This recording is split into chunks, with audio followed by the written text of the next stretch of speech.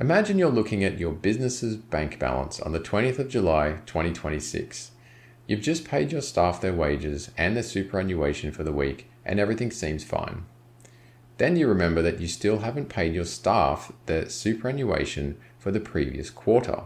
That's because before July, you could still pay super quarterly instead of each payday, so you delayed paying it for as long as you could. But now, because of the new payday super rules, you have to pay super each payday, which means in July 2026, you need to pay super for all your July pay runs, as well as the super you banked up the previous quarter. In other words, you need to pay 4 months worth of super in just 1 month. That's quite a hit to your cash flow, and if not managed well, could result in some serious financial problems. So today, we're going to look at how you can prepare for and manage this problem, because once the payday super rules kick in on July 1, there's no way you can bank up your super obligations and pay them quarterly. To manage this situation properly, you really only have 2 options.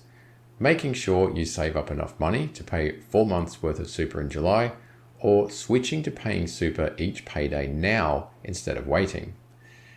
If you do have the ability to save up for all those July super payments, you can go ahead and choose that option. Just make sure you sit down and do a proper cash flow forecast to make absolutely sure that you actually will have the cash available to make all of the payments when they fall due in July. Remember, the penalties for non-payment can be quite expensive, so you don't want to get this wrong. But even if you think you will be able to afford all those July payments, I highly recommend taking option 2 and switching to paying your super on payday now instead of waiting. That way, by July, you'll already be in the habit of paying super each time you process a pay run, so the new rules won't affect you.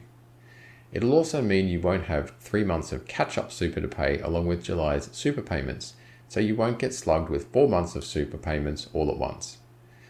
Now, the way I recommend processing your super payments is with Xero Payroll. It's what we use because it calculates super for you and it's hooked up to Superannuation Clearinghouse Super Choice, which means you can process your super payments directly inside Xero with just a few clicks of the mouse button.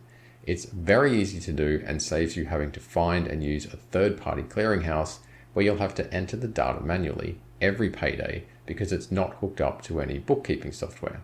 We've actually partnered with Xero for today's video, and I'm happy to let you know that we've secured a discount of 90% off Xero for your first 6 months if you sign up through the link we've provided in the description below.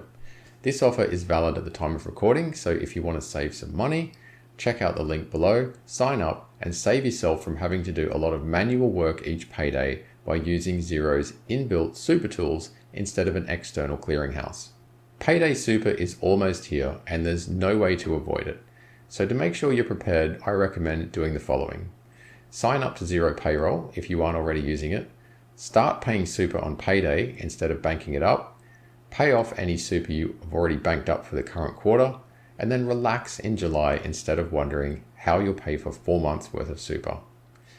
Don't be one of those businesses that didn't prepare for the change, putting themselves at risk of cash flow problems and penalties from the ATO for paying super late.